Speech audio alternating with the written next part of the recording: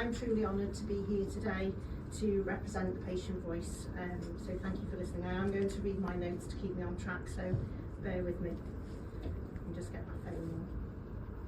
So before I talk about my own experience, I want to start talking to you about the work that shaped my career, because I've been an NHS nurse for over 40 years now, and I've looked after people with congenital heart disease for the best part of my career.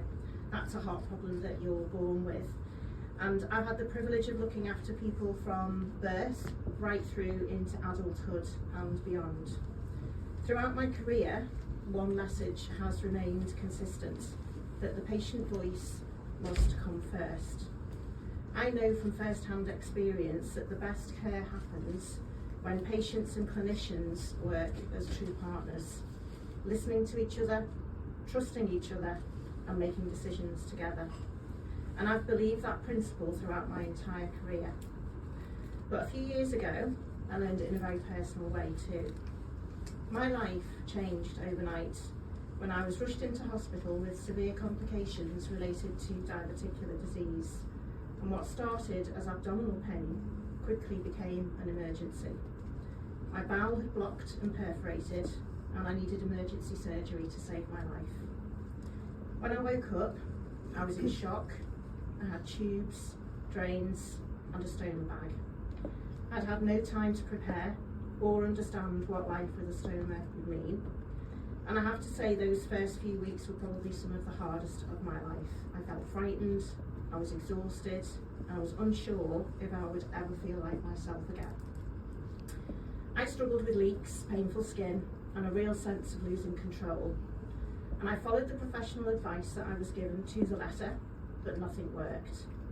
Eventually, I started researching for myself, and I discovered that there were barrier products available that were designed to protect the skin. And I managed to get hold of a sample, and I tried one for myself. And I knew instantly that this was what I needed. But getting access to a barrier product wasn't actually easy. And at times, I felt dismissed for trying to help myself. Thankfully, one nurse really listened, and together we worked through my options, and we found the right bag and the right barrier product. It took time, in fact almost a year, but once we got it right, everything changed for me, and I've had no leaks and no sore skin for more than 3 years now. So with the right products, I got my confidence back, I could leave the house without fear, I could sleep through the night, I could run again, I could travel again, and most importantly, return to the job that I love. I became independent again as a mother, a nurse, and as a member of my community. And my experience has strengthened my commitment to that patient choice. It's not about just patient choice, it's about dignity, and it's about making informed decisions. And it's reminded me how important it is that patients are listened to, and that our voices need to shape the care that we receive. It also inspired me to volunteer with charities like Guts UK and Colostomy UK, who I'm here with today, because I know how much professional expertise and lived experience can achieve when they come together. And that brings me really to why this event matters so much to me, because today is about showing what innovation in medical technology can make possible.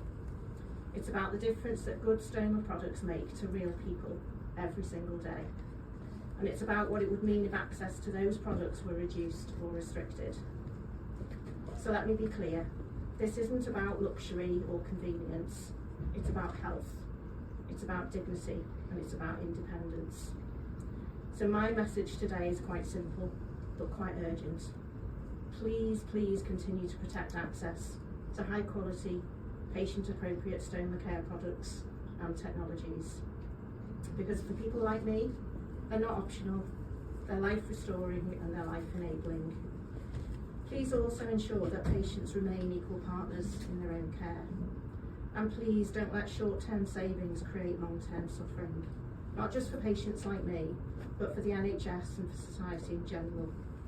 Lack of access to the right products will put a greater burden on an already overstretched NHS and benefit system. Because with the right products and the right support, people like me don't just survive, we thrive. We go back to work, we give back to our communities, we live full, independent lives, And that's what good stoma care makes possible.